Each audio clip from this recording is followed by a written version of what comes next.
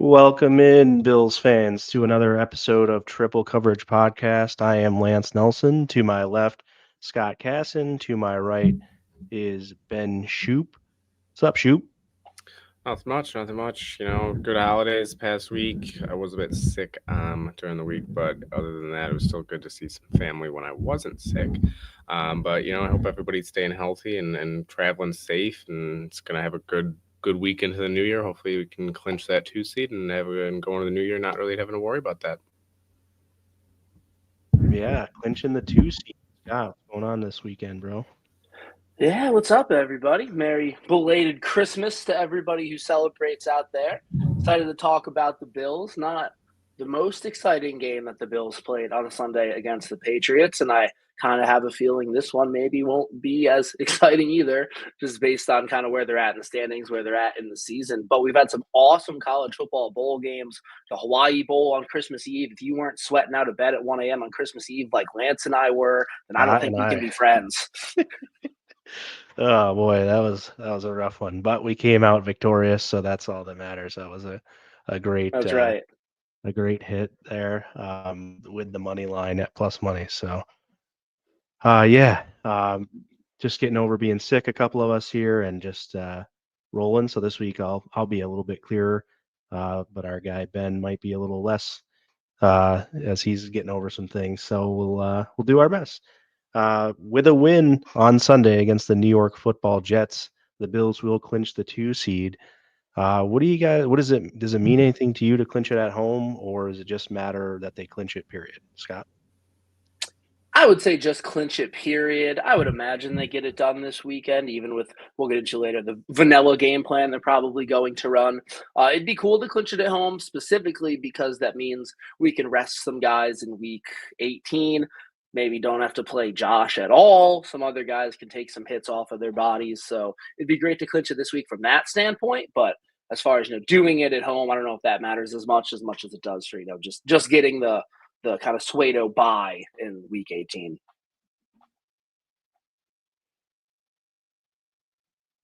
Ben, you have to take You're yourself muted, off Ben. mute in order to speak, sir. First time all year I've done that. Wow, it's my First turn. time long.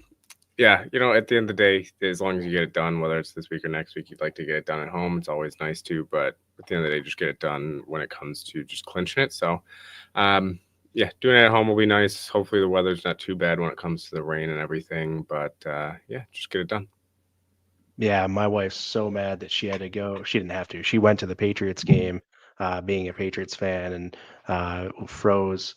And this weekend it's going to be 50 degrees. It might rain, but that's all right. I'll take a little, 50 degrees for me will be just fine. And yeah, I think, I don't want to go into week 18 with this thing lingering. So I think, more so than winning at home, it's really just doing it at week 17 versus 18. So 18 is that pseudo bye, as Scott mentioned. I really think that this team is beatable, and we'll get into some of those things soon. But I really would expect the Bills to handle business here. All right. So with that in mind, how much do you think starters and important personnel are going to play throughout week 17? What do you think, Ben? Yeah, I mean, I think this week you play it like a normal game. You play pretty much the guys that you need to. Again, this isn't you don't have anything besides the playoffs and the division locked in. You got to act like this is a game that you need, and then the next week, once you do clinch, I think that's when you start or when you start majority of the backups. I don't think you start Josh next week. I don't think you really even see Cook or Cooper or any of those guys. Maybe you see some of the younger guys still, like Coleman still out there. A lot of Ray Davis next week, but this week I think you got to play everybody that you normally play, and then next week see where you go from there. Um, but yeah, I don't think this week changes too much when it comes to who you play. Yeah, I agree with that. You got to get this one. So, like we said, we can have the benefit of the bye in week 18 and being able to rest guys. And I think the game plan will be the same. It's not going to be the craziest stuff. It's going to be pretty basic, basic run concept, basic route concepts. The defense, you're probably not going to see anything too exotic because you don't want to put that on film going into the playoffs. But yeah, you have to play your horses in this one and then just bank on that we're a better team than they are, and that even though it may not be the most exciting plays or the same schemes that we're going to see in the playoffs, just by being the better team, they'll show up and win. Yeah, I mean, this team has definitely been um, finding something recently in the Jets, so it's not going to be a cakewalk by any means. But if you can get a good lead going into the fourth quarter, you may have the luxury then of up. I would say you have to be up by 17 or more points to start pulling people in the fourth quarter. That'd be my measuring stick. If you're up by 17 or more going into the fourth, you can start easing back and getting some other guys some playing time. So yeah, so that's going to be what we look for, looking for most of our guys to play, those who are healthy. And that's the other thing is we'll get into that is, they got to be healthy in order to play. If they're nicked or anything like that, I'd say, take them out. Doesn't need to, it's not that important really. So, one little roster shakeup this week with Spector going to the IR and Nicholas Morrow being re-signed. What do you guys make of that? Any real thoughts on it, Scott? Hopefully it doesn't matter. Bummer for Spector. It's his third year in the league, and it feels like he spent more time on IR than he has actually on the active roster, which isn't good for him. Being a young player. So hopefully we don't see a whole lot of Nicholas Morrow. We're going to talk about it next segment, but Milano looking like he's going to be back. Dorian Williams should be good to go again, and then Terrell Bernard obviously out there. So hopefully it's a move that doesn't really matter, but you do feel bad for Spector because he spent so much of his career on IR. Yeah, definitely stinks, especially because he's a guy that has been struggling a little bit, that you'd like to see him get out there in later season games, maybe not in the playoffs, but when it comes to these later season games where you can kind of get him that playing time, get him more experience there, get him to learn. I know a lot of people have been pretty upset with how he's been playing, but at the end of the day, he, like Scott said, he's a young guy who hasn't really had that much playing time because he's also been injured a lot. So it sucks to see him continue to struggle, stay on the field and struggle to stay healthy. Morrow, yeah, I mean, if we end up seeing him, we might end up looking back at it the same way we kind of look back at AJ Klein coming back. Just something that we hopefully don't see too much. But yeah, it sucks to see about Spector, Morrow. Hopefully we don't have to see him too much. Hopefully Milano can stay healthy. Hopefully Bernard can stay healthy, especially for the stretch run here going into the playoffs. Yeah, I don't have many more thoughts on that. Hopefully Morrow does not need to play. And, I think it's good depth, veteran depth there if he does. But otherwise, sad to see that Spector is being injury prone at this point in his career. That you can't really escape labeling him as anything else at this point. So hoping that maybe next season he can escape that. But some cool milestones here for the Bills. Just going to run through them quick. Josh needs 2 touchdowns to get to 40. I think that's pretty cool. Again, it'll be 4 years in a row or so of 40 total touchdowns. 5 years, okay. 5 years in a row of 40 total touchdowns, which hasn't been done. So really cool stat for Josh. What stat do you want to run through, Ben? Yeah, mine. I really want to see Groot get to 10 if he can. He's 2.5 away from 10. It might be a little tough if the Bills do clinch this week. They might end up saying, "Hey, we don't want to risk you getting hurt in week 18. We know that you can get to 10, but we're just going to sit you." Let's say he gets a sack next week and he's 1.5 then away in week 18. But if he can get to 10, that's one of those milestones for an edge rusher that people will end up looking back at and say, "Hey, he got to double digits." He ended up putting together a pretty solid season. So that's the one that definitely stands out to me.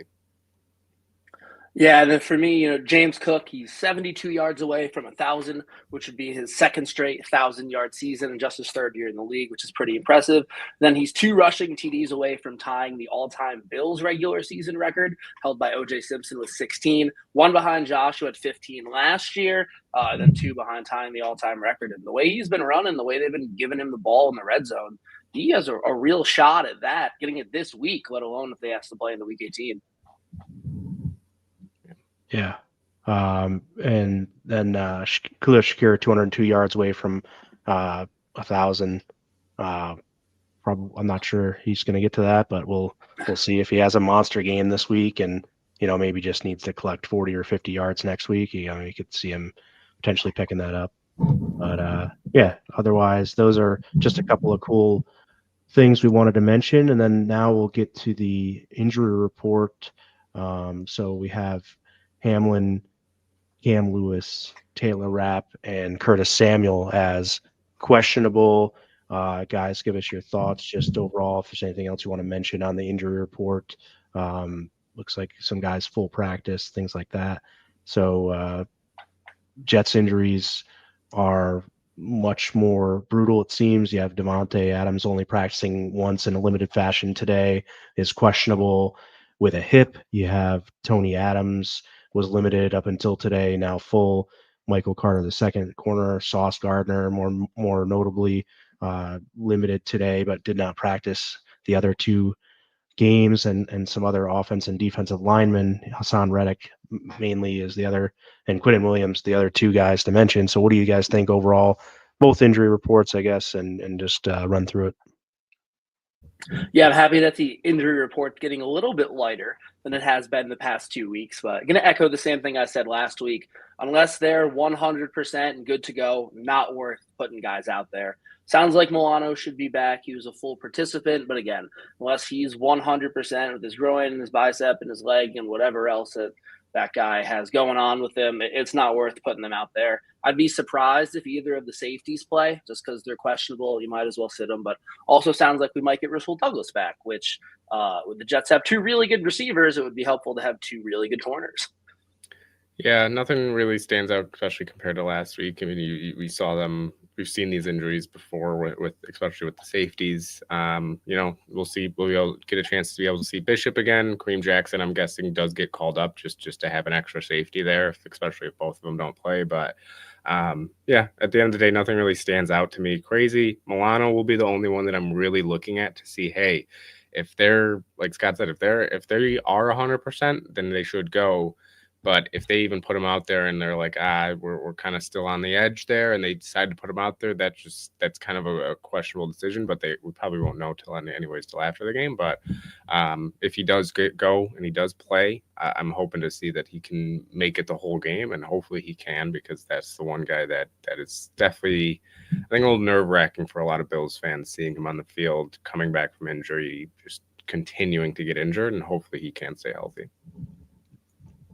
Yeah, I think Milano needs to play. Maybe if you're talking about, improvement and looking to get some people in the comments talking about getting his sea legs and things like that. Yeah, he's going to need to play to be able to do that. He can't really do that from the sideline. And Wednesday's practice was not really a practice, so limited there as whatever. Full in the 2 days of practice where they actually did. So I'm good with Milano rolling. And if he, like I said, if anybody tweaks anything or somebody's not really feeling 100% right, there doesn't seem like it's wise to keep him in a game. But these guys do need to play in order to continue getting their rhythm and making sure that they're seeing things, and just game reps are the ultimate thing for guys to be at 100%. So they do need to get these reps in before the playoffs and try to get right, so to speak. So I'm hoping guys can play. But the biggest thing from the injury report, and we'll go right into the questions here from the comments that we had.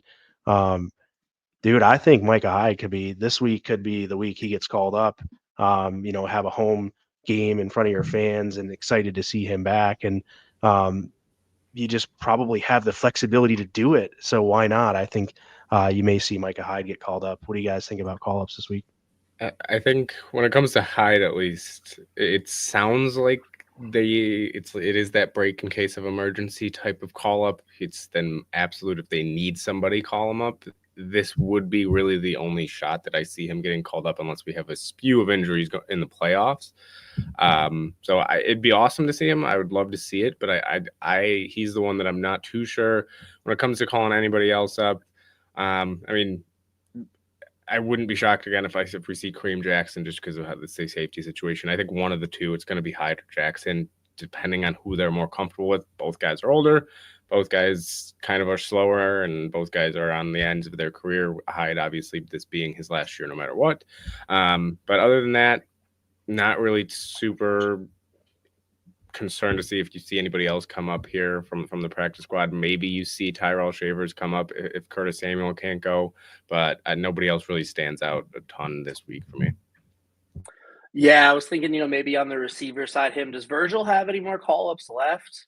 Or is he I out? think he does because we cut him and then re-signed him to the practice squad. Does it reset? It has to because he already hit his limit. That's the thing. He already hit his limit. That's why they had to sign him a few Got it. weeks Okay, ago. then yeah, So right. Yeah, I got it. Maybe Virgil, gets called up. He's made some big plays on special teams. I don't know if Shavers plays much special teams. We know that Virgil can, and McDermott loves his special team guys. And then on Micah Hyde, maybe if they were going to call him up, it feels like this would be a good week to do it. Maybe they go with Kareem Jackson just because he's been around the whole season. He's definitely in football shape. You're not worried about that. And this is a game that they would like to win, like as we spoke about, to lock up this 2 seed. So maybe go with him just because he's probably going to be a bit more comfortable. What's Micah Hyde been 4 weeks he's been back? That's like about enough time to get back in shape and get, rolling. But if he does get called up, I can't imagine they ask him to do him much. That just sounds like a way to get hurt. If you call a guy up who was, hanging out with us on the couch a month ago and now he's, in a game, it just doesn't sound the safest. Yeah, I'm not suggesting you throw him in, but I think, get him a check really, and then, get the fans to be able to cheer for him, maybe introduce him if they're going to I don't know if they're introducing offense or defense first this week or not, but just, get him in front of people. And honestly, though, like I said, the game reps are the best thing. So if you are going to need to use him, you are going to want him. It's not like he's not done this before. I get it. He's got all the mental reps he could need, but at least just go out there and see like, all right, man, like, get your, like I say, just a handful of snaps or whatever, maybe one series, whatever it is, just go out there and at least have some game reps under your belt now, so that if you are called upon in the playoffs, or heck, maybe the thing is like, can we get them ready to go and be any sort of factor in the playoffs? I don't know. I mean, I'm not going to tell you that Micah Hyde can't play at this level anymore. He obviously came back and has been working out. So, I mean, if he's healthy and he's able, I see no reason not to get him out there in front of the fans this week and be able to at least, hey, go prove it, or let's see what you can do. Something, just say like, and in the meantime, he's, going to get paid for that. So I think that really, helps out. So one comment, it's not a question, but I totally agree with Sandra here that, it seems like the Bills got a little bit relaxed and undisciplined. If you want to, we're going to talk a little bit about the vanilla game plan next, and going into that sort of thing is like, it seems like they kind of relaxed and, just kind of got a little sloppy. You can wait and go into the vanilla game plan type topic if you want, or just talk a little bit about penalties and discipline and staying up for this kind of game. Yeah, definitely have to clean that up, especially going into the playoffs. You can't give away first downs in the playoffs. You can't negate big offensive plays in the playoffs. At the level of teams they're playing, you can't afford to come out flat like they did and give the other team a 14-point head start. I know that wasn't all penalties, but the penalties definitely didn't help with that. So normally McDermott teams are really disciplined, so it's not something I'm necessarily concerned of, in the long run, but definitely something that can't happen in the playoffs. You can't lose games that way. Yeah, and yeah, I agree with what Scott said there. I mean, McDermott, definitely, that's something that they probably looked at this week and said, hey, we got to clean this up. This can't continue to happen, especially, it's not something that's been happening a lot, but it's something that you can't start pairing them in back-to-back games, then it turns into 3 games, and it turns into just a spiral into penalties after penalties and week after week. So I do think they end up cleaning it up, especially in a week where they're going to say, hey, look, we can get a chance. We might not have the number 1 bye or the number 1 seed for the bye week in the playoffs, but we can give ourselves still a bye week going into the playoffs if we just win this game against the Jets. Let's go out. Let's play a clean game. Let's play a good game and get the job done here. So I do think they'll come out ready to go, and hopefully they have that cleaned up. Yeah, and if you haven't done so yet, please like and share on whatever platform you're on. Repost if you're on X, and subscribe to the YouTube channel over at Built in Buffalo's YouTube channel. Hit that bell and get notifications every time we're live with a new episode of a podcast. our sponsors, Buffalo Belia Sports and More, is on Facebook. They do great custom helmets. They got one that they made for us right over my shoulder here. Really cool decals and visor graphics, all kinds of things like that, all kind of custom that get signed by the players there. Frank does a great job. So go check out Buffalo Belia Sports and More. They got some squares up right now. You can play, basically you play squares and you get to win cool signed memorabilia. And then official energy partner of Built in Buffalo is Monster Energy Drink. Monster Energy Drink's the sponsor for the Built in Buffalo tailgate down at the Big Tree Inn. Scott got to be down there last weekend and catch up with Marcellus Wiley. So just real quick, Scott, tell us a little bit about the tailgate last week and Marcellus Wiley and how cool that was. Yeah, the tailgate last week was a lot of fun, and Marcellus Wiley just happened to show up at the Big Tree. That happens decently often. Like, you'd be surprised how often someone shows up just to check it out and see it. And yeah, I kind of turned around and I was like, "That's a giant human." And then he turned around. I was like, "That's Marcellus Wiley," and was able to grab him. And it was nice enough to do a little 30-second hit with us. And he was a great guy. Couldn't have been nicer.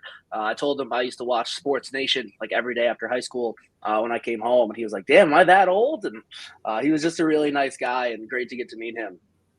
Yeah, great. I know Tasker's walking around a lot over at the Big Tree before games, and I got to run into Jay Reamersma as well this year already. So a lot of cool guys, a lot of cool people. So if you're around, Sunday morning before the Bills versus Jets stop down, I'll be there at the Monster Energy tent, and yeah, slinging Monster Energy drinks, free samples of Monster, free full cans, koozies, and keychains, and all kinds of fun stuff. So, all right, back to the content here. Bills offense. Go ahead, shoot. Yeah, so as we do every week, Bills offense, Bills defense. We're going to start with the offense this week. Last week we saw, Josh Allen came out and he kind of talked about how they don't want to really open the playbook up a ton. They don't want to really show everything the last few weeks. They want to have that going into the playoffs. They kind of have that vanilla, as you would say, vanilla game plan for a Jets defense that is fourth in total defense. So this is not a slouch defense. I know the record for the Jets isn't great, but their defense is a solid defense. They have some great players on the side of the ball. So I just want to kind of ask you guys, we'll start with you, Lance. Do you think that could be a problem?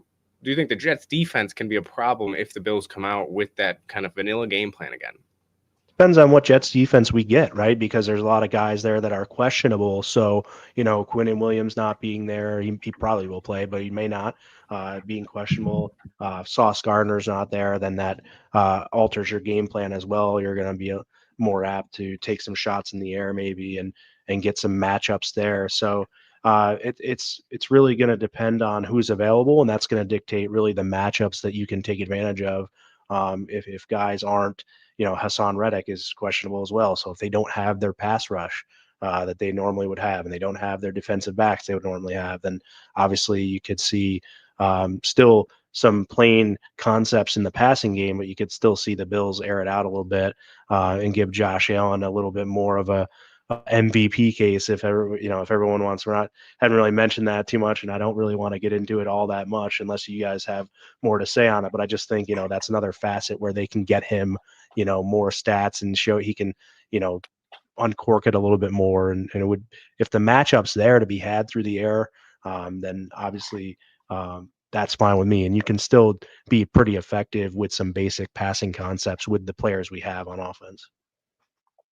Yeah, I agree. I don't think we're going to see anything too crazy. I don't think we're going to see a lot of stuff that we're going to use in the playoffs. And it was very basic in the passing concept on Sunday. And there were guys getting open. Josh, just sometimes it looked like, maybe it wasn't the first read. He came off a little too soon. So obviously it was a classic letdown game for the Bills on Sunday. And we survived, and that's all that matters. But it wasn't the best game from the offense. There was stuff there. So I think it's going to be the same kind of basic route combos. And like you said, Lance, if there are guys out for the Jets, those basic route combos will be absolutely all you need. And I also don't want to talk too much about the MVP debate because it's sickening at this point. But I wish that the Bills didn't clinch the division in November and that we had to try in these last 3 games. And Josh had to put up stats. But unfortunately, the Bills didn't lose 5 games, and they don't have to do that, so he doesn't. So that's kind of all I'll say about it. Yeah, I don't really have too much more to add from what you guys had there. I mean, at the end of the day, this offense can put up points still using that vanilla game plan, and then they'll have their off days. I know I just saw the comment, a comment talking about how you still have plenty of plays to choose from over these past 14 weeks that you've already used. Sometimes you do still have off days. It kind of seems like a combination of they were having a vanilla game plan and they kind of were having an off day there. Like you said, Scott, Josh just maybe even missed some reads, or maybe it wasn't the first read, or they just were maybe even just trying a few different small things when it comes to those simple vanilla plays and the vanilla game plan. So I'm not too concerned or anything. But yeah, we'll see what happens going in against the Jets and see who plays for the Jets defense, and we'll go from there. I will Yeah, I say, think, if you use, sorry, Lance. go ahead. So yeah, if you use too many plays that you've used before, the defense has seen all of them. They know exactly what's coming, and it's not going to work. So you got to kind of find that balance of like, we've used this before, but not out of this formation or not out of this whatever. And I think that's what they're trying to avoid doing going into the playoffs, because like even like when we played at like the high school level or the college level, like if the team came out in a formation, we knew what they were going to run most of the time because it's not that creative. NFL is whole different. So you got to be a little bit careful with that. Yeah, and I don't think it's necessarily that they're necessarily trying too many new things either, or they had an off day. Like that's the whole thing of the classic letdown game, right? They didn't have all that much to play for against an inferior opponent, and they thought showing up was enough, and that was pretty evident at the beginning, in my opinion. And it wasn't enough because the other team is, still a professional NFL team, and they're, if you don't put forth your maximum effort. But I think it's more of the letdown thing that caused them to maybe have the bad day more than, oh, it was just a bad day. And maybe I'm wrong, but I just think that, it's a coincidence at best if they just seemingly had an off day coming off their run that they had there going against that opponent. So it is what it is, but you move on, and they definitely have to be better this week, especially on offense. I do think, just to go off your point of like how maybe they kind of did go into the game not thinking, oh, we got this. This is no big deal. It's the Patriots, and maybe that was a game where sometimes teams need that, right? Sometimes teams need that kind of, hey, we won, we got the job done, but this should have been easier than maybe it should have been easier than when it was, and we thought it should have been easier, and now we'll go from here and learn from that. So hopefully they can learn from that and move on. But we're going to go on here to the next question I got for you guys. The Jets defense, they're fourth in passing defense. Obviously, we talked about maybe Sauce Gardner might not play, who might not play on that side of the ball, might affect that. But they're 16th in rush defense. The weather also might play a factor here. I know I saw somebody say that it might not be downpours, but it will be on and off, kind of drizzling rain, not too hard, but still that will play a factor. Rain always plays a factor in the NFL. So with the rain, with this weather, with how the Jets defense is, when they're better against the run or better against the pass than the run, do you think the Bills should really look to lean on the run game? Scott, we'll start with you. Yeah, I think so. I think the Jets are a team you could run the ball on. The strength of their defense when healthy is that secondary. Obviously, Quinnen Williams is a stud in the middle. Their DNs are kind of better pass rushers than they are against the run. So I think they're a team that you can run the ball on. So I think it's one of those games you try to get James Cook going early. You try to lean on them. The Bills' offensive line has been playing pretty well this whole season. So get them in a good rhythm going into the playoffs. Get their confidence up going into the playoffs, because we're going to have to run the ball against every team we play in the playoffs. So, yeah, I think it's a game you try to lean on them early, establish the run, get James Cook to 1,000 yards soon, and then hopefully the defense makes some stops in the first half, and in the second half they have a lead like we talked about, and you can maybe take some guys out and get them some rest.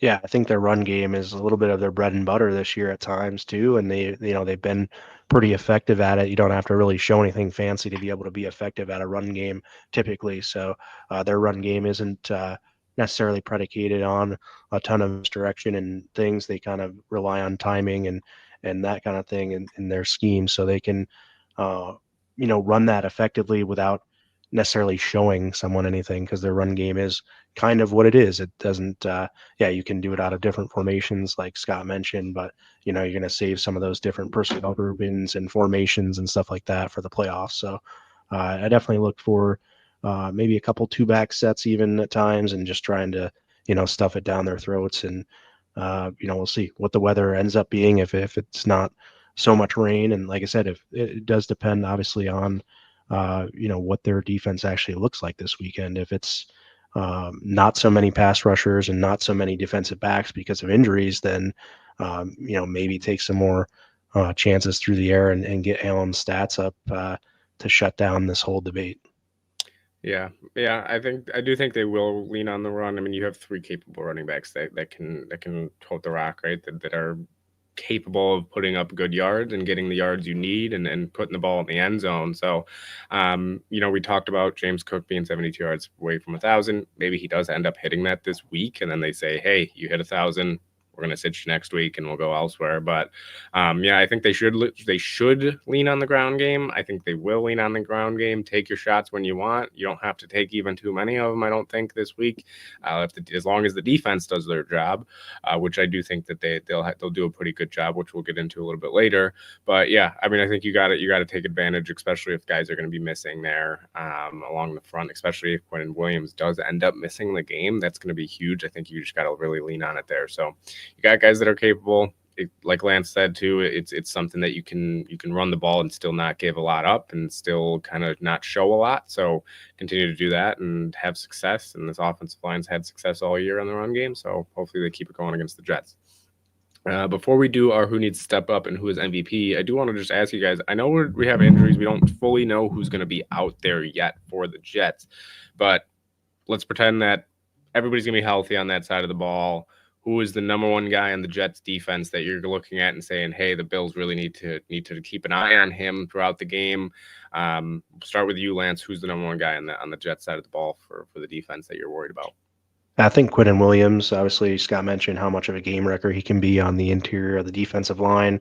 And I think that's where, your guard and center play has been more suspect than your tackle play this year, in my opinion. So that's where the Bills could be more susceptible to having someone wreck their game. And so Quentin Williams would be my answer. Yeah, Quinton Williams is going to be mine too. He's a stud at the defensive tackle position. Can stuff the run, can get after the quarterback. But the big name on that defense is Sauce Gardner. And don't necessarily believe what you see on Twitter or what you see on social media. He is a very good cornerback. I know he doesn't get a lot of interceptions, but a lot of that is just because teams don't really throw at him. You can't necessarily judge a good corner based on how many interceptions they get, because the really good ones just don't get thrown at. They just take away that half of the field. And Sauce has that potential. He may not have lived up to it just yet, but he is somebody that, if you're not careful, he'll get one, or he'll just take away the option that they put him on, and you never even throw at him. And you may not see his name in the stat sheet, but for a corner, that's a good thing. Yeah, I'm going to go, you guys went with Quinn Williams. We went with secondary there with Sauce. I'm going to go with the 2 edge rushers for one big reason. Don't let them get to Josh Allen. Just don't let him let Josh Allen get touched anytime he gets in the pocket. That's the number one thing we've talked about the injuries early on. That's the one guy that you got to worry about to make sure that you do not get touched and do not get hurt. So that's the number one. Those are the 2 guys that are going to be looking to get after Josh Allen, especially when injuries happen to quarterbacks. It feels like it happens more with edge rushers than it does guys up the middle. So yeah, those are the 2 guys that I think the Bills are going to have to keep, put a little bit of extra, maybe even keep a running back in just to kind of put a little more extra emphasis on stopping them.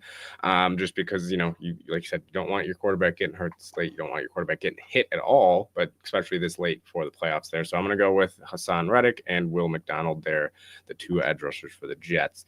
Luckily, our tackles are pretty darn good. They've been really good all year, and so that kind of lessens my concern. But I definitely agree with the sentiment about that they could potentially get home, and that's where injury has happened in the past. But I'm pretty comfortable with our guys on the edge. And I know we talked about injuries beforehand. If you end up if Deion gets beat and he ends up just grabbing the guy and pulling him down, I'm not going to be super mad about it as long as it saves Josh from being hit. Obviously, you don't want that to happen. You hope that he doesn't have to do that. But just, as long as Josh doesn't get hit, I don't think that he will anyways. Josh, 1, is good at evading pressure. And 2, like you said, Lance, our tackles have done a great job this year at protecting Josh Allen. So we'll see what happens, though, with those 4 guys that we named there. Those are the top really guys that they should be on alert there. But it is time for who needs to step up. Who is going to be the MVP? Let us know who you guys think in the comments. Who needs to step up for the Bills offense? Who's going to be the MVP this game? Let us know in the comments there. But we'll start with you, Scott. We'll start with Scott this time. Scott, who do you got for who needs to step up and who's the MVP? By who needs to step up, go Christian Benford. Probably going to draw Devontae Adams a lot, and he's still a dog. Like as we've seen recently, he's classically going to cross over like I did a couple of weeks ago. Offense. You want to do offense this time, or you want to do? Oh my goodness! Defense, guys? Yeah. Wow. Well, you guys better not steal that for next time. Been there.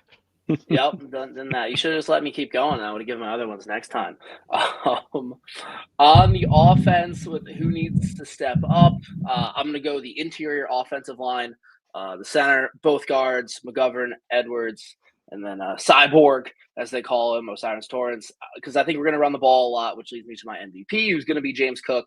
And James Cook has a good day if the offensive line has a good day. So interior offensive line, step up, James Cook MVP. Yeah, I'm going to echo the James Cook MVP take. I think it's going to be him.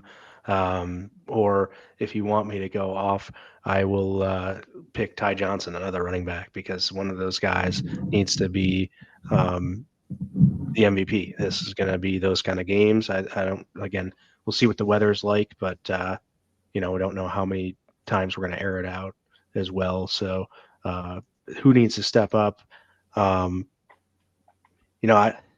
I don't know, man. It's pretty clear that what Scott said is true, that the offensive line when you're running the ball, but we'll go with Keon Coleman. I saw someone made a comment here that he might have a good game. Let's see if Keon Coleman steps up and makes a big play or two in this game and kind of just seals it for the Bills. Allow maybe on a third down or whatnot can just come down with a big play or a big touchdown and really help the Bills cement this win. Yeah, MVP was going to go James Cook. Scott took that. I was going to go Ty Johnson. Lance took it. So I'm not going to go with the trifecta with Ray Davis. I'm not going to go with all the running backs there. I'll go with MVP. I'm going to go with Deion Dawkins. I think he'll have a great game this week. I think he'll be able to protect Josh, and I think he might have another one of those big games where you kind of see him posting on Instagram a big highlight where he's blowing somebody up or just getting a pancake block in this game. So I'll go MVP. I know it's kind of crazy to go offensive line, but I will go Deion Dawkins. And then when it comes to who needs to step up, I would like to see Khalil Shakir have a better game than he had last week. It was a very uncharacteristic game for him, I feel like, last week. So I think this week he'll bounce back and he'll be able to step up this week when he is thrown to. So we'll go with them. When it comes to the comments here, we do have James and Cook as the MVP here. Cook and Davis as the MVP. We got Khalil Shakir, MVP, Ty Johnson, Ray Davis. So yeah, we got like a bunch of them here. Cooper, will he be productive stat-wise? Obviously, we've seen him have games where he's had 14 targets. We've seen games where he had 0. So a lot of guys that will be able to maybe step up, maybe have bigger games than usual. So we'll see. I think maybe that Shakir being 200 yards away from 1,000 could impact, if they're going to try to, help their guys get some stats. We'll see if that works out. But Josh is going to want to get his guy to 1,000, and Shakir's been his favorite target, so that could hinder Cooper a little bit. But it's all going to come down to matchup again. Who is actually playing in this game, and if Amari is the guy that's open and has the matchup based upon personnel, then I don't think they're going to go away from him. I think he still has obviously the potential and the ability to have a big game. So, yeah. But that will do it for the offense there. If you guys have any other thoughts about the offense, just let us know. And now it is time for defense. So Scott, all you. Yeah, I was so fired up about the defense, I started doing it during the offensive segment. So first thing, I want to touch on, I want to ask you guys like how they can fix this. And this is more of an overarching issue than just going into this week, but they've been awful on third down. They're 28th in the league at getting teams off the field in third down, and that's not going to cut it when you're playing against Lamar Jackson, Patrick Mahomes, even like Justin Herbert. I was going to say Russell Wilson. Let's not get carried away. Just some of the quarterbacks are going to see in the playoffs. So, Lance, what do you see that they need to do to just be better on third down? Because that's a stat that if you gave me one thing that had to get better or one reason they won't win the Super Bowl this year, I would say it's that right there. Yeah, one of the comments here is pretty good. These guys have to rush the passer. They have to get the quarterbacks off their spots and uncomfortable on third downs. Now, when they've done that successfully, they've kind of had to blitz at times. And then, when they like in the Rams game, Stafford, on that last touchdown pass, they brought the house, and then the quick pass to Puka Nakua for the touchdown on the screenplay. So it's like you got to be able to get some rush with four guys. You got to win a one-on-one matchup if you're the defensive line, and do it in a quick manner. I see too many times this defensive line playing patty cake with the offensive linemen. They stand up, they try to get their read, and then by the time they decide to do anything, the plays past them or something like that. So it's like they need to get into their pass rush quickly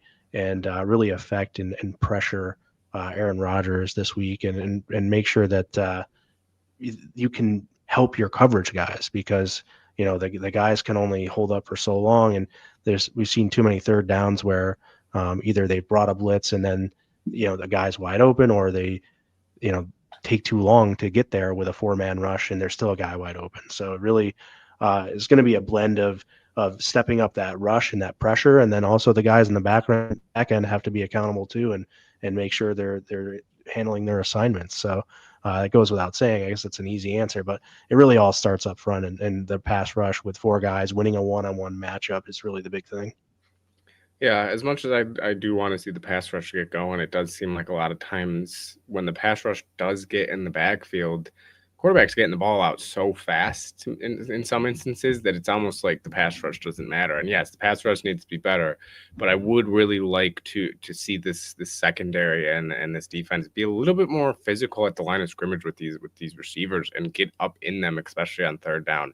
I know that's not really something that you want to consistently do, especially in this defense. You want to play that bend but don't break. But when it comes to third and longs, right, that's the one thing that we see constantly is we see them kind of giving up 5 to 10 yards when it's 3rd and 10, 3rd and 12, 3rd and 11. We give them yards, and then they only have to get 2 or 3 yards after the catch, right? So I'd like to see them get a little bit more physical with the receivers on third down, kind of force them to work more when it comes to getting open, because that's the number one thing that I think we've seen with this defense is a lot of these guys are getting the ball out fast against the Bills.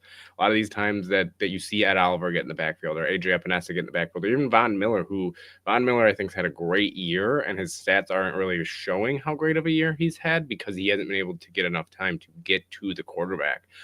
So I do think that, yes, the pass rush has to be better, but at the same time, I think that we got to see the secondary kind of get a little bit more physical with them and not sag off as much. Yeah, the pass rush is the biggest thing there. That's what I was looking for too. And Von Miller, yeah, he's had a good year analytically, just hasn't had that time to get home.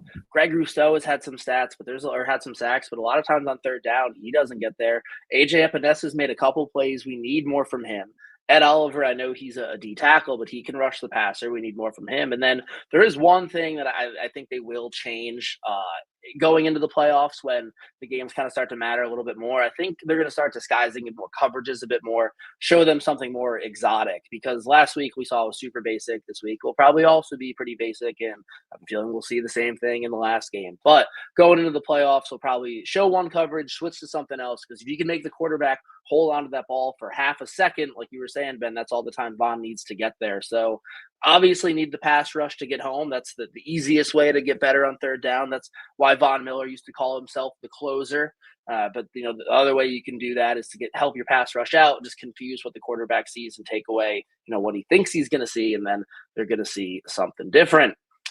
So the Jets offense, you got Devontae Adams, you got Garrett Wilson, you got Breece Hall, you got Aaron Rodgers, you got a lot of names that look really good on paper. They don't have that many wins, though, so I don't know how good they are in reality, but it's a stacked list on paper. Ben, how do you slow those guys down? Because if they do all decide to play well for, one of the few times this season, they could give you a really long day. Yeah, I mean, the one thing, especially when you watch the Jets offense this season, especially the past few weeks, a lot of it has been over the middle. You've seen Garrett Wilson get open over the middle. You've seen Devontae Adams getting open over the middle.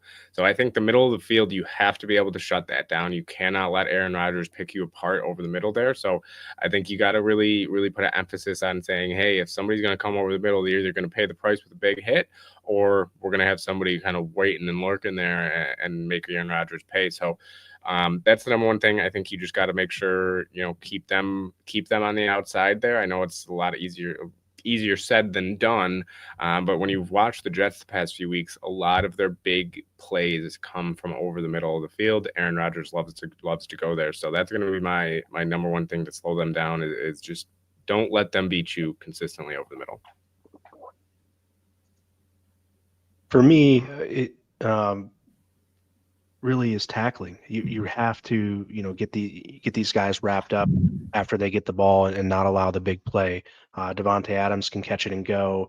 Breece Hall certainly. So it's really about hitting them and wrapping and making sure you get them on the ground on first contact. So that's really what I'm looking for about when you're talking about slowing down the weapons is don't let them loose. Obviously, keep them in front of you, and when you do get the chance to hit them, make sure they get on the ground by wrapping up and if you have to gang tackle that way as well. Yeah, I agree. We have to make tackles, have to get Breece Hall at the line of scrimmage because if he gets out in space, we saw it when we played them in week 6 or whatever it was. He got out in space and Taylor Rapp hawked him down, but he's super dangerous. And then got to be disciplined in the secondary. You can't get your eyes in the backfield. Garrett Wilson, Devontae Adams, and Aaron Rodgers, even at this point, they're too good. If you're out of position by half a step, they're going to run by you or they're going to get open or what they want to do is going to work. We got a question here from Ed.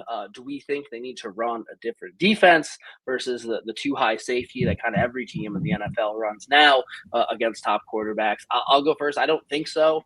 Obviously, they run a lot of different things in different times, and sometimes there may be 2 safeties on the field. That's not necessarily the position that they're playing. They like to bring Taylor Rapp down to the box, kind of play that dime position. But no, I don't think so.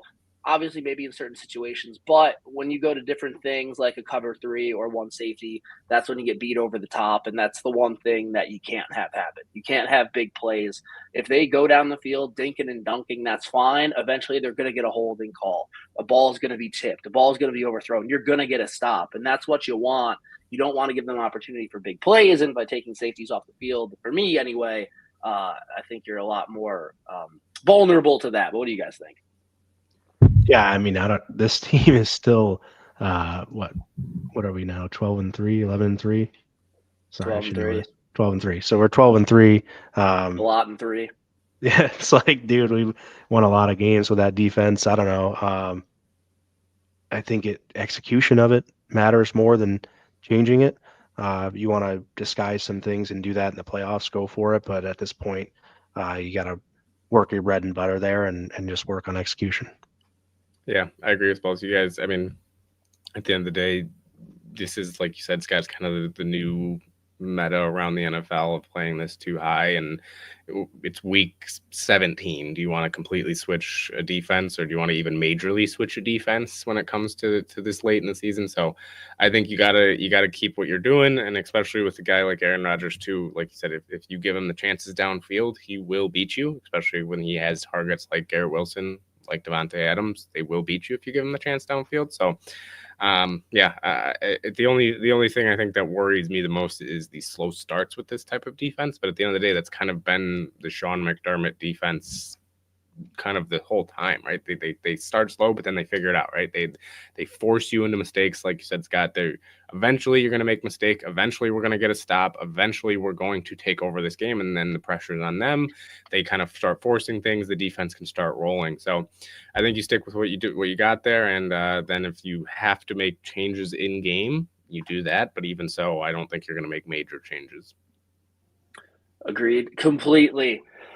As far as the Jets' run game goes, we mentioned Brees Hall. He's obviously a household name. He's having a pretty decent statistical season. They have Braylon Allen, who they drafted out of Wisconsin, who is one of those guys who will always be 17 years old to me because he was 17 when he was a freshman at Wisconsin. He was pretty damn good. So they have all of the guys on paper you would think to make a good rush offense, but they're 31st in rushing offense, which is bad, and it's also not good. Do you think, Lance, that they're really that bad of a running team, or are they just losing in every game and they have to throw and they kind of abandon the run game early?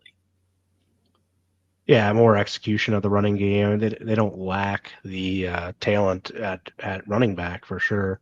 I'm not sure that their offensive line. They got some young guys on the offensive line. They haven't been maybe as healthy either, and things like that. So more so execution and that sort of thing, rather than any sort of lack of talent. At one point I picked up Braylon Allen because he was doing some good things in fantasy from close yardage, but that was short-lived. As soon as I brought him in to my fantasy team, it seemed like they That's quickly went away why. from him. So yeah, obviously that's going to happen. So the old Nelson curse there. But yeah, I don't think that it's the running backs necessarily. I think both Hall and Allen are decent running backs, but execution and have an offensive line that can push some people around. Maybe the scheme to fit these guys wasn't necessarily there at times either. So combination of things, but I'm never going to say it's due to those guys not having the talent. Yeah, I mean, you also have to look. This offense was very bad to begin the season. They've kind of the past 5, 6, 7-ish weeks started to really pick it back up with their offense there. So I think part of it was, they were underperforming, and then the other part, play calling wasn't the greatest, as well as then you had Brees Hall coming in and out of injury. You had Allen then getting some more touches. So it was kind of all over the place there for the Jets for a while. But they started to kind of get it going, at least offensively, the last few games. Run game, they haven't really gotten too much, just because, again, like you said, Scott, they've had to throw the ball a lot. They've had to stay in these games. And they've been better at passing the ball. So why would you then go to running the ball when you are struggling that much? So they have the guys too. So the Bills can't come into this game thinking, oh, we're going to be able to stop the run because this is the 31st ranked offense in rushing. You're still going to have to get the job done there because, like you said, these guys are capable of it. Brees Hall, we've seen him last year. We see what he's able to do and able to accomplish on the ground. So you got to be able to still come out there and stop him. But at the end of the day, I think a lot of it has to do with just kind of how their season's gone, how the offense has looked early on, and just kind of, again, the overall aspect of what their offense has had to do. Yeah, I agree. The Jets' offensive line is terrible. So it's tough to get a running game going when you don't have a good offensive line. So I think that's another big reason for it. But if you can make a team one-dimensional and make them not able to run the ball, it makes them a lot easier to beat. So I look for the Bills trying to do that on Sunday. Before we do step up an MVP, guys got any other thoughts on the defense? Not really. Not too much, no. Cool. No, I can I'm just gonna go first. echo what we're talking about in the comments here. Really, one matchup doesn't really carry over to another at times. So like when you're talking about, week 17, they're not going to run the same defense as if they were playing Baltimore in a playoff game. It's a lot completely different situations. Each game in this league is completely different. Each game plan for each team is completely different. So it's very much as much as you want to try to compare. We can't do that against this team in the play. No, we can't do a lot of the things that happen in the regular season in the playoffs. That's why you play the regular season games. You learn about yourselves, what you can and cannot execute, and you get yourself refined so that in the playoffs, you're kind of calling all of your primo things, and you can hopefully execute those things at the highest level because those are what the guys that you have are good at. So. Absolutely. It's all the same greater scheme, but the nuances off of it are different every week based on matchups. Yeah, absolutely. I will go first for step up and MVP, and stop me if you've heard this before, but I think Christian Benford needs to step up. Probably going to draw a lot of Devontae Adams or Garrett Wilson, depending if they move him around with two receivers that good. I don't necessarily see the point because they're both really good, so you might as well just take a side and shut that side down. So He's going to have tough matchups. We're going to need him to make plays, especially if both safeties are out, which is looking like it very well could be the case. Going to need Benford and obviously Douglas, but I'm specifically going with Benford because Douglas is coming off of an injury. And then my MVP, I'm going to go with Von Miller. As I was just mentioning, the Jets' offensive line is bad. Aaron Rodgers, not necessarily the most mobile out there anymore, but for 40 years old or whatever he is, I don't know if you guys just watched that documentary out there. He's pretty spry, but still he is a 42-year-old man. So I think Von Miller can get home, try to get a sack, and like we talked about, the Jets or the Bills defense shows him a little bit of something, and Von can get home and get us a big third down sack. And maybe by the end of the week, we're up to 25th in third down defense. Ben. For a step up, I'm going to go with Terrell Bernard. I talked about kind of the middle of the field being an area that they need to really shut down, and this defense likes to play a lot of zone. They like to be that style, so I think Terrell Bernard is going to have to be the man in the middle. He's going to have to be the guy that kind of, again, leads this defense. He is the leader of the defense, and especially when it comes to even the run game. The run game, you can't let him get going. He's going to have to lead that there too. So I'm going to say, I'm going to say that Terrell Bernard's going to have to step up. MVP, I'm going to go with Teron Johnson. I think he'll just have a game all around in the run game. I think he'll make a few stops. I think he might get an interception, but even if he doesn't get an interception, I think he'll make a few plays with pass breakups, just because I think that they'll look to get the ball out quick, and they'll look to get it out fast when it comes to getting it just into their playmakers' hands. So he's a guy that likes to get physical. Receivers likes to kind of get up in them. So he might be a guy that can make a play or two. So I'll go MVP Teron Johnson, step up Terrell Bernard. Yeah, sorry there. I was rocking out to the getting physical part, but Cole Bishop and whoever else plays safety back there in a reserve role needs to definitely step up this week. Scott mentioned, not letting up the big play and keeping things in front of you. Obviously, the safeties are a big part of that. And MVP this week, I think AJ Epinesa is due for a big game where he kind of comes in and flexes a little bit. So I'm going to go AJ Epinesa MVP for the defense on week 17. All right, that about does it for us, guys. If you have any last-minute questions, put them in the comments here. And hey, all right, Roy and I got a connection here with the physical thing. I obviously never went and saw that in concert, but great tune. So, you guys got you got a game prediction at all, score prediction you want to throw out before we get out of here? We got a couple minutes. Prediction, pain. I'm gonna go like a 23-13 victory for the Bills. Yeah, I think the game could be on the lower scoring side, maybe a little bit similar to Sunday for the whole game. Obviously, it was the defensive touchdown, the garbage time touchdown, kind of bumped those numbers up. But yeah, I think the Bills win. I think it's closer than some people may think, just based on all the things we were talking about. So if I had to give you a score prediction, I'd go 20-13. I'm going to go that the Bills are going to grab another 30-point day and go 31-17. Buffalo wins in a showdown. So I really like the Bills to come out with a chip on their shoulder against this Jets team, having kind of a letdown last week in front of their home fans, last game of the regular season in front of the home crowd, and certainly want to seal the deal for that 2 seed. So I think they're going to come out and play, because look, if they come out and put a hurting on the Jets, they earn week 18 off, and that's a big deal to them. I think that last thing I'll say, one of my last thoughts here is that I think Josh Allen at least starts week 18 because he's got a consecutive game streak that they're not going to break just because they don't want him out. I think, they at least start him. He plays whatever, if there's some sort of minimum preseason game. Yeah, if he just needs to take the first snap or anything, he's going to play a possession there and get in there and just, get his work in for a day, a quick work in, and that's going to be it. So I definitely think Allen plays, and I don't think they're breaking the consecutive games played streak by any means just to rest him in week 18. So other than that, you guys got anything else left to say?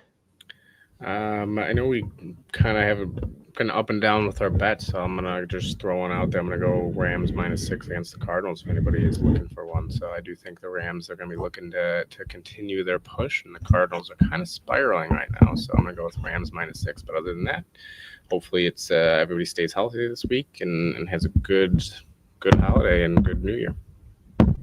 All right. Yeah, I'll give you I'll take the Tampa -8 if we're gonna go with some betting things. I'll take Tampa covering their spread against Carolina.